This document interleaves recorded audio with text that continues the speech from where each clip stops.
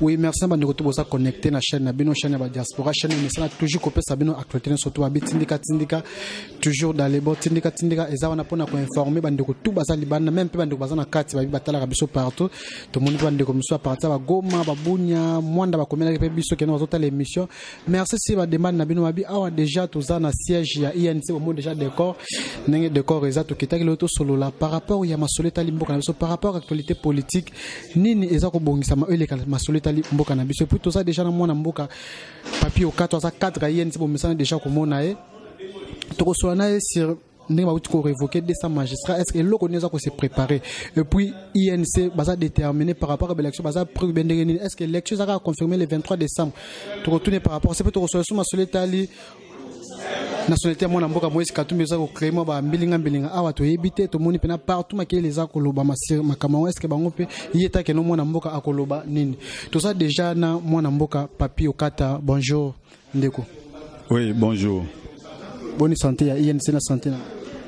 Oh, INC ça bien au moni oye awa est-ce que comment okuta déjà vite awa du lundi au dimanche za ka activité. Mais tout le monde peut quand même par rapport à Ndeko c'est na kufa tout le monde qui bosse les salmo pour comme kombo na yebo tout le monde boche kombo ya Ndeko Hussein Ngando par rapport à ça moi des années. Oui, Hussein Ngando azali martyr pour la démocratie bazabato yo l'état moyini abomaki bango pour avoir revendiqué droit ya peuple congolais.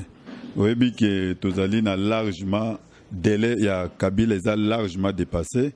Alors, gouvernement, ils ont qui mesure, suspendre les liberté à peuple. Yango wana bandeko Ngando Kisas et bandeko Hussein Ngando to bimaki na bango pour na revendiquer liberté wana à peuple congolais. Alors voilà les conséquences. Donc azali victime il y a régime ya barbarie oyo ya Kabila. Victime toujours Scott masoleta ali mboka na biso Kongo mwana mboka papi okata tuuti komona ba uti ba président ko révoquer des magistrats idée ça ni finalement ko révoquer des magistrats tandis que to qui déjà pour na belle élection ezana soni mingi magistrature ezali monde to ba ki ezali pona ba oyo ba yekola droit alors toke komona que parmi ba 200 parce que mususu pe ezali parmi ba 200 oyo ba révoquer ba lobby réseau ezanini ezali baza ba détenteur ya diplôme ya droit te donc ba sala droit ta mukete ba se retrouver kuna ndenge nini. Alors ils sont des gens qui ont travaillé pendant des années depuis un appareil judiciaire et bandai ko fonctionner donc ba connait ko déceler que non il y a des magistrats oyo bazana ba diplôme ya droit te. Voilà un peu réglé mon tozanango mais alors les remplacements il fallait qu'il babeng sa concours. Il fallait que ça concours ya ba magistrat ba beng si concours te mais ba nommé na ndenge nini par quels critères donc tout ça fait partie tu vois un peu c'est qu'on nomme on a balandelité par rapport à ce qu'a pour babi au bazwa qui va voir révoquer ba qui mo concours et les cas qui na concours on a ba dossier balandela qui te moi déjà quand même sonne pour mboka na biso Congo toyebi que muzeta waya qui assistandanga pe quelques magistrats. Alors, Tango Mosé qui a remplacé Bango, il avait fait appel aux détenteurs, il y a diplôme, il y a droit. Alors, il y a Bango na Lolenge Basali à sauvagerie, je commence même à douter. Est-ce que Basala qui a ngote pour remplacer Batuna Bango wana? C'est ça un peu mon inquiétude. C'est ça, merci beaucoup mon amour papi okatoza toujours continuer. Tout kotana makamotali masoleta li maponami. INC boza ko se préparer ngene pour na course à l'élection le 23 décembre. En tout cas, Biso Tobane qu'on s'est préparé depuis 2012. Candidat. Oui, on a lobby Tobane. Aussi, il y a plusieurs fois dans la base. Alors, Biso Tobane qu'on s'est préparé depuis 2012 jusqu'à aujourd'hui. Nous tenons toujours aux élections. Tozan a candidat au Azali potentiel. Tozan a candidat au Azali potentiel. Plusieurs forces qui sont dans la base. Donc, Biso s'est préparé à Tozan a candidat au Azali potentiel. En 2011, il était troisième na course en Goïmolunda, deuxième na maison Cartel. Alors la nature s'est arrangée de sa manière que les premiers en Goïmolunda zali Orgé, Kabila, le deuxième Kondo Papa Tshisekedi, paix à son âme. Alors, nous avons notre candidat, il est encore, et puis, Amati Lissous Makassia. Donc, voilà pourquoi nous sommes vraiment tellement pressés pour aller aux élections. Matibina makasi mais tout le monde peut par rapport à la course à 2011 tout le monde a na mboka msuba zalaki mais tout le monde ebele pe lelo baye koto mo poese tout le monde mona mboka Moïse Katumbi za koto msuba za boza ko se visionner te ko sa ta bozo balie msusu pona ça la force na bino opposition pour boza bo panza tout le monde ka même makama ezalaki na 2011 ko se répéter son opposition toza na élection ezali droit ya mwana mboka nyonso congolais nyonso ezali na droit aya na maponami tous les congolais azana droit aya na maponami alors biso tolingi kutu même ba nyonso bazali banda wana nyonso bazonga poto sala yango tozo banga mutata moko te parce que Tshisekedi les vieux Chichi dans sa globalité allez toi affronter qui est appelé forte réseau etikali il y a une chose que la nature s'est arrangée de sa manière pour nous baliser la route. Tozomona pe mwana mboka Papio Kata toza sala ka politique ko bimaka mezo le kasiko tozomona ba masole zo beta masese mo konza mboka to sola pe na batu mso nga CCS que mo ba investigation mso to sala to que non il paraît que la mingi te gouvernement mso il paraît que no gouvernement mso zo bima masolongo za ndenge ni que no la mingi te gouvernement c'est que zo bima. Bon, yom toza ko tenir nga informé. Nous sommes en train de nous préparer pour les élections. Toi, tu me. Attaque non informé, mais tout le monde a pu mon amboka Félix Tshisekedi tolani lettre na que non, il est qui na ba télé que non a démenti par rapport à Kombolba que non bazo PC primature. Il paraît gouvernement monsieur zo masika wana yopo yebi angoza quand même informé. Alors les concernés yemoko a démenti siko boko tande nga miko pona nini. Nga expliquer que biso toza ko se préparer pour les élections. En tout cas, parce que il y a une confusion n'attend toza koloba toza ko senga pe mise en application ya accord. Pour nous, mise en application, il y a plus l'article 5, où il y a une décrispation politique. Parce que depuis qu'il y a accord, on a tout signé, il y a en prison, il y a en prison. Il y a libanda, il y a libanda. Donc, par exemple. Chaîne Wanezala qui n'a pas côté. Chaîne Wanezala qui libéré à partir du accord, il y a le 18 octobre, où on a signé avec l'Union africaine. Donc, il ne faut pas confondre les choses. C'est-à-dire, il y a des points qu'on avait demandé. Autre senga qui n'a mise en application, il y a accord entre autres décrispation politique. Allez, toi tu trouves normal, bah Moïse oyo mboko eza bango bazali banda. Ce qui a un problème na justice, botiki ailleurs et puis à quelque se comparer na justice. Oya ko tia bango pression etika la kali banda. Corps ya papa Chichi. Tu comprends un peu? Ba Dieu mi bazana na prison, ba Dieu ngo bazana na prison, biso ça la biso sengote. Voilà pourquoi nous avons insisté sur la mise en application et accord, c'est par rapport aux décrispations politiques. Mais par rapport à l'application, il y a encore tout ça déjà en avril, l'élection en décembre. Vous avez une application à appliquer, ni pas respecter l'accord. On a une question sur par rapport à l'élection, mon amour Papio Kata. Na habité sur yo zo bengani les autres ça sima pona yo. C'est-à-dire toi qui est une élection, Dieu met en prison. Toi qui est une élection, Dieu met en prison. Toi qui est une élection, Moïse bazali banamboka. Donc toi tu acclames ça. Même 2 jours avant les élections, nous voulons voir nos compatriotes on a base en la liberté, base à la paix, à ba ko remplir peut devoir na bango civique. Alors, je ne sais pas yo lingi ba to benga ke mise en application za la terre, Dieu ngwati na prison, Dieu met en prison, ba muyambo base en prison, Moïse za libanda, ba nyos baza libanda. Non, ça c'est le Congo de 80 millions de Congolais. Tous les Congolais ont droit ko jouir na ba droit nyonso awa. O za na problème na justice awande na mboka nda okende ko comparaître ezate ko ça les pressions de façon que aya na mboka na été ezala bongote. Mais tu as pour mon masolo à INC MLC IDPS ba outé moko sur la par rapport ya ezaka pour na force ka pour préparer l'élection par rapport stratégie za nini bino INC pour tani na souhait à peuple congolais voulait voir l'opposition unie mettre ensemble. Tout ça, deux de non. Et là, vous avez combien de fois vous avez miko pour que mukoni opposition kokutana. Mukoni opposition bakoyokana. Opposition boza bon côté. Mais les autres ça devient encore un problème. Donc, vous êtes d'accord dans la déclaration. Tout ça, il y a déclaration commune. Je crois que Tigali est le seul Congolais, mais sinon c'était par rapport au souhait des Congolais. Au Bangaki Bamona que Bana Mboka ba opposants nyos ba fan ensemble. Bamona président Vital Kamerhe, président Félix Tshisekedi, na secrétaire général à MLC Madame Bazaïb, au Bazali ba représentation ya ba parti aminene. Alors bomona qui peut accord déclaration toto ça na simawana, Papa Lumbi pe azalaki. Donc représentés ensemble. Donc c'est ça le souhait de tous les Congolais. Candidat et opposition place bien majorité même non, candidat opposition ni yozoloba. Olingo tia chari devant le bœuf. Kotia chari devant le bœuf. Donc ce qui est important, opposition est ensemble. Comme opposition est ensemble, c'est par après tokotala ba modalité mususu ceux qui sengi que to misa candidat comme de l'opposition pourquoi pas mais ceux qui sengi que to kende na système à encercler to kei alors koya ko bisanga te que ekosala mate donc yo okomi ko eba déjà makambo ko ya lobby. C'est ça le problème. En tout cas, biso to sepeli, d'abord on a premier pas, tous ensemble, tous allés au moins 2 ou 3 déclarations communes. Alors, tous à côté la paix dans les jours à venir, nenge ma organisation ko sala, nenge to ko sala. Ko sala mais tous on a no masoleta ali mwana mboka pa za no position Moïse Katumbi o pakamto solo ba ma si nationalité na ye. Nationalité comme du tout ba mutu azo boya ngo keno aza italien to mona ngo partout donc ça c'est comme ça déclassé déjà na course.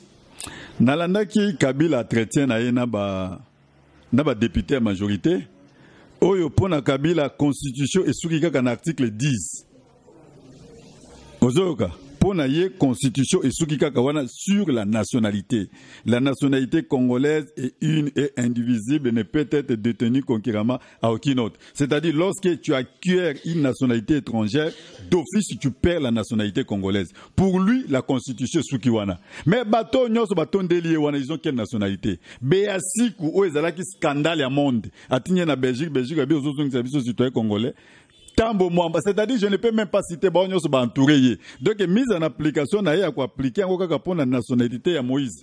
Faire ce genre de politique ba benga ngo ya 2 poids et 2 mesures. Donc il y a zali garant de la nation, garant la constitution kaka pona article 10. Donc article 220 à mon akané ngote. Mandat limité à mon akané ngote. Article 70 à mon akané ngote. Article 2 article nyoso ezali ya 229 o ezana kata constitution. Kabila ibika article moko oya lobike soki bolingi a modifier ngo et soki bolingi Moïse Azonga ce qu'il faut modifier constitution. Ce n'est pas normal. Au moment où yemoko yebike même tout autour na yepé cette histoire ya nationalité éclaire kaka problème. Ozoka même pas na yemoko cette histoire crée toujours des problèmes. Alors pourquoi vous akolunga ça la langue est cheval de bataille. Ce genre de débat ezana ngona tinate. Soki Moïse a un problème à nationalité et que azwaki nationalité étrangère ba procédure ezali à zonga na mboka à se soumettre à ba procédure comme ça et makambo c'est pas très concernant la nationalité ba étranger de belé ba double nationalité bazane na majorité. Papier quand na mapi mona mboka moko na micro na nga avec notre dossier wana et ma nationalité bandé loté a serré coup même président Vital Kamerhe za kina assemblée mona mboka Joseph Makila tombola ki dossier wana babi c'est comme si il y a l'extra ngopé na seke no makamone lo bamate. Yozo loba wana Vital Kamerhe secrétaire général ya PPRD. Tango histoire wana moratoire e bandaki. Nazali kout na tongo batindelinga image moko ya ndeko na bino Jean-Marie Kassamba. Oaza ko taper même poitrine qu'il a 2 nationalités. Tu comprends un peu? Tout le monde qui a bonoma qui premier ministre moko azaki na ba nationalité belé. Donc c'est un faux débat. Moi je crois que tout respecter constitution il y a sens uniquité. Ce qui te le but de respecter constitution, c'est dans le vrai sens du mot. Bah répertorier d'abord na la majorité, côté la combien de personnes basées dans la nationalité. Après Kabila a appliqué, mais n'a qu'à rappeler les sources Kabila que constitution et zaka article 10 pour la nationalité. Constitution ça a 229 articles où il y a zali garant nango il faut respecter en nyonso. Respectant auto qui n'est par rapport à l'élection qui m'a même tout chité tout le monde a qui non bobana ko rejeter ma machine à voter mais besoin de ma que élection mais il est tout le monde a moins changement mon côté par rapport à ma sola mon papier au 4 non ma machine à voter on les a déjà dépassé. D'abord la constitution n'a pas prévu même la loi est prévoyait qui machine était pour la élection oyo et bani déjà donc toza ko senga na luzolo bambi akanga kangana batuana parce que ce n'est pas normal. Moi, je crois que ce n'est plus problème qu'à la tricherie. Et comme il peut problème à gain, 100 000 bureaux de vote, il faut passer par 100 000 machines. Une machine coûte $400. Bango baza koya na machine moko $1,500. C'est-à-dire $1,100 fois 100 000. Voilà le gros escroquerie. Bah expliquer que bino balobi en 2011, nous avons eu à dépenser dans ces pays pour organiser les élections 37 millions de dollars pour les biloko wana nyonso ba bitin ainsi de suite. Maintenant oya ba machine eza ko zwande biso et au-delà même. Donc tu comprends de ba raison nyonso ba avancer qui ezalaki kaka raison moko pécuniaire,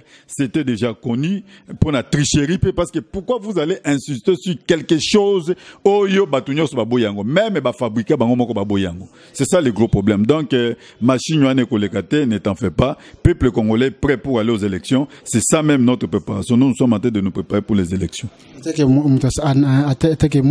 La politique, est-ce que l'élection peut être confirmée par décembre l'élection vous allez vraiment ndeko biso beta major na biso nyonso déjà c'est telemi pour na kinema ponami. En tout cas moi je crois qu'aux élections. Les élections comme d'abord qui n'a pas poto chité na yo papier au kata tout appel nouvelle moko kala mingi ta moi na mboka Costa Omar Razape numéro 1 ya FECOFA fédération de football azape cadre ya nini ba tiko kangai parler de tournement ko lobane ta analyste politique sur ça. Eza na soni mawa. Na soni na mawa. Première fois Costa Omar a détourné en Costa Omar a fait d'abord l'élection à Pakoti pour à la place wana. Chaque fois, si tout na domaine ya foot wana, ba lela kase ko lela, na ba détournement ainsi de suite. Alors, tozo vive biso au théâtre. Nane balobi il est aux arrêts. Nane ba ko libérer to ko vivre pe ka scénario en gros. Moi je ne crois plus à toutes ces histoires là. Je ne crois plus à toutes ces histoires là parce que s'il faut commencer à arrêter les gens, je crois que muto tamoko majorité aux en la liberté. Muto ba majorité aux en la liberté te comme tout que dans la souka merci bande ko tout bozala ki connecté ba diaspora botala kabiso merci à Papi Kelly, merci à Rife Kisombe bande ko tout bozala diaspora mais moi déjà fait par rapport à nous tout ça connecté ba combattant ba l'été politique ba bana batala ka émission na biso trop ko bisa ba nini moi message d'espoir par rapport à mboka na sauver par rapport à maponameli ma miso ken et puis pour ça charger à recrutement à INC na vite peut-être ba diaspora ba membre biso ba libana ba linga ba adhérer na INC ba koto ko lobani. Oui, pour na bande ko na biso ya diaspora na peut so ko permettre na pesa le numéro. Oui, pour message ko pesa numéro. OK, ezali code d'abord 243 après 81 et 82, 82 donc 82 57 40 998, c'est-à-dire 998. Donc le code est en Moka 00243 82 57 40 998. Nde numéro ya wana so ba bengi bala moko ba kozwa ngai moko na ko expliquer bango comment ko kota na parti mais naza ko insister sur eloko na lobaka kaka pona bande ko na biso la diaspora. Je les ai toujours dit na lobi toujours dit que pona ko bundela mboka malamu il faut awa. Pourquoi na lobaka bongo ceux qui otangi ba histoire par exemple à Guinée Conakry oyo diaspora nde yaka ko benga na Sékou Touré. Soko tangi lisolo ya Rwanda. Oyo komona ke diaspora ba Kagame bazaki na diaspora nde bayaki ko benga na Biarimana. Mais diaspora na biso lelo tolingi to sala exception ya benjure. Exception ya benjure, ce n'est pas ça la diaspora. Il faut pas s'organiser. Ba s'organiser de façon que ba comme appelle force ya solo. Ce n'est pas les faire au Pexamiziki, les faire au Boya Pasteur. Non, bah comme appelle force ya solo. Net diaspora où ils allaient qui à l'époque il y a Sékou Touré, net diaspora où bah Kagame bah Salaki. Ceux qui ont chassé la Biarimana, c'était la diaspora. Nde Bengana Biarimana. Oh bah Bengana Sékou Touré, c'était la diaspora. Mais diaspora n'a biso baza ko s'organiser 10 jours au jour que pour les injures. Ozomona. Baza jusque là baza ko constituer forcité. Jusque là baza ko ça la paix, ils ne font pas peur cette diaspora. Tu comprends un peu. Donc c'est mais nous sommes à commun accord avec eux. Comme ça diaspora avec nous monsieur de tout bunda pour moi vraiment libana bazo bunda mais eza makasi pression des années na mboka. Mais yango nde na lobiti. Pression ya mboka. Pression zokona ozoka ya mboka neza mukete. Yo ya kokuta biso na front. Ozo comprendre. Yo ya kokuta biso na front. Mais nous sommes occupés, nous sommes dans une prison à ciel ouvert. Muto azaka na prison, muto azali libana nde yaka ko libérer muto à prison.